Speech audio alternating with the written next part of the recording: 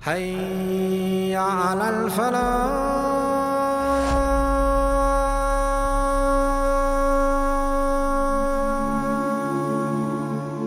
میرے رسول کریم صلی اللہ تعالی علیہ وسلم نے ارشاد فرمایا کہ جو اللہ کے رستے میں شہید ہو گیا، یہ سنن نسائی میں موجود ہے، اسے عذاب قبر نہیں ہوگا، بلکہ ایک حدیث میں تو فرمایا حساب کتاب ہی نہیں ہوگا، اللہ بغیر سوال جواب کے جنت عطا فرما دے.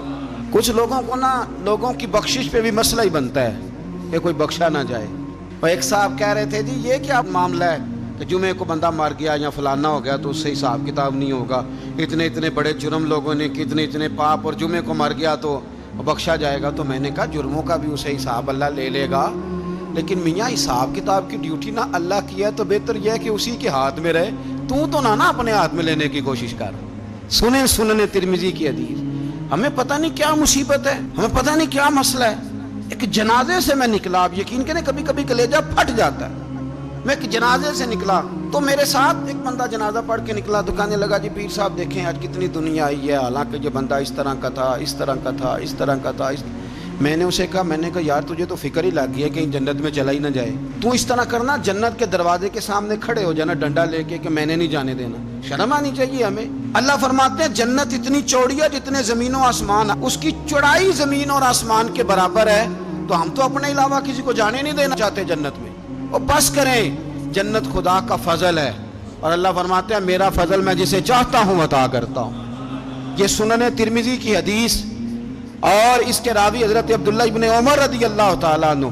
نبی پاک علیہ السلام نے فرمایا جو مسلمان جمعے کے دن یا جمعے کی رات کو فوت ہو، اس کو اللہ تعالیٰ قبر کی آزمائش سے محفوظ رکھتا ہے. جو جمعے کی رات فوت ہو جائے یا جمعے والے، یعنی جمعے رات اور جمعے کی درمیانی رات چلا جائے یا جمعے والے، تو اللہ اسے عذاب قبر سے.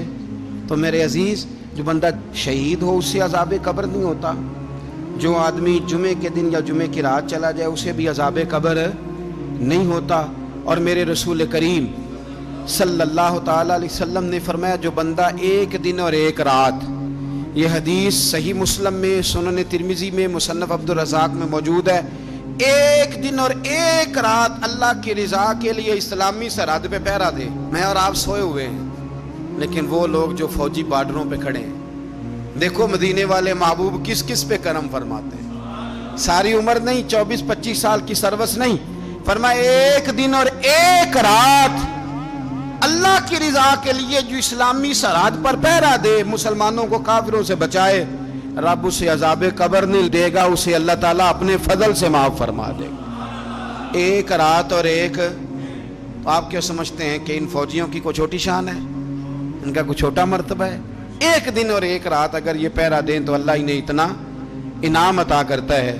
اسی طرح سن لو، یہ ذرا غور سے سننا، ابن ماجہ کی حدیث، اور اس کے علاوہ مسند ابو یعلا میں موجود حدیث کے راوی حضرت ابو ہریرہ رضی اللہ تعالی عنہ، حضور صلی اللہ تعالی علیہ وسلم نے فرمایا جو شخص بیماری سے فوت ہوا، قربان جاؤں میرے محبوب نے بیماری کا نام ہی نہیں لیا، فرمایا کوئی بھی بیماری ہو، فرمایا جو آدمی بیماری سے فوت ہوا اللہ اسے شہادت کی موت عطا فرمائے گا، اور وہ عذاب قبر سے اور قبر کے امتحان سے بھی محفوظ رہے گا. اور حضور فرماتے ہیں اس کو صبح اور شام جنت کے باغوں میں سے رزق دیا جائے گا.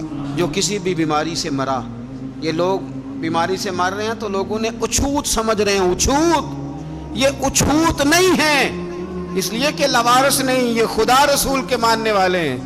تم انہیں اچھوت کہہ رہے ہو اور مدینے والے رسول انہیں شہید فرما رہے ہیں.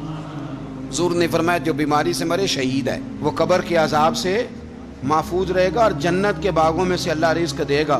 لوگ کہتے ہیں دیکھو جی بڑا تانگ ہو کے دنیا سے گیا ہے، تو اس بندے کو بھی عذاب قبر نہیں ہوتا. اسی طرح جو بندہ سورہ ملک پڑھتا ہے، سنن ترمذی میں حضرت ابن عباس سے روایت ہے کہ حضور صلی اللہ علیہ وسلم کے ایک صحابی نے ایک جگہ خیمہ لگایا تو وہاں سورہ ملک پڑھنے کی آواز آتی تھی، کوئی بندہ پڑھنے والا نظر نہیں آتا تھا.